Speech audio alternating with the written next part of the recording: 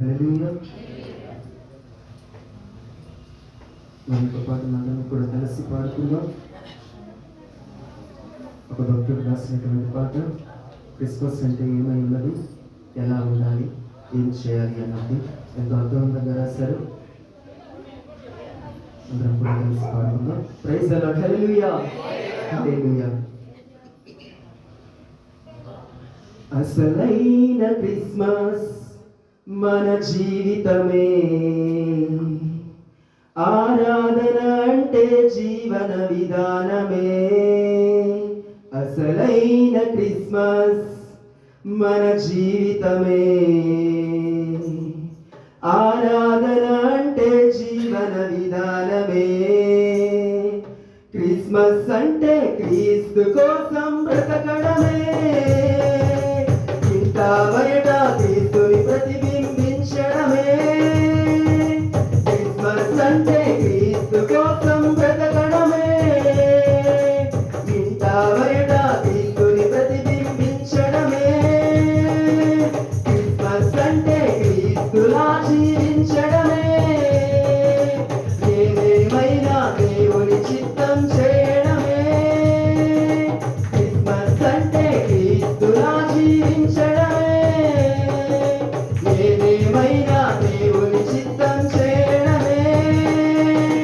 మాటల్లో ఆరాధన, చేతల్లో ఆరాధన, బ్రతుకంతా ఆరాధన, అదేగా మనకు దీవెన.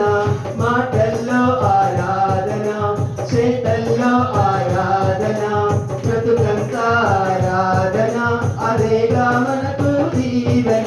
అసలైన క్రిస్మస్ మన జీవితమే, ఆరాధన అంటే జీవన విధానమే. అసలైన క్రిస్మస్ మన జీవితమే, ఆరాధన అంటే జీవన విధానమే.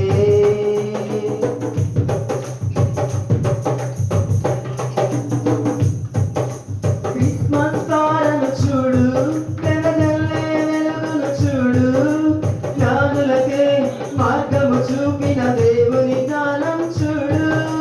క్రిస్మస్ తారను చూడు, వెదజల్లే వెలుగును చూడు, జ్ఞానులకే మార్గము చూపిన దేవుని జ్ఞానం చూడు. దేవుని కోసం వెలిగే తారవు నీవైతే, క్రీస్తుని చేరే మార్గం లోకం కనుగొనగా. దేవుని కోసం వెలిగే తారవు నీవైతే, క్రీస్తుని చేరే మార్గం లోకం కనుగొనగా. ఇదియే ఆరాధన, నిజ క్రిస్మస్ ఆరాధన. ఇదియే ఆరాధన, నిజ క్రిస్మస్ ఆరాధన. మాటల్లో ఆరాధన, చేతల్లో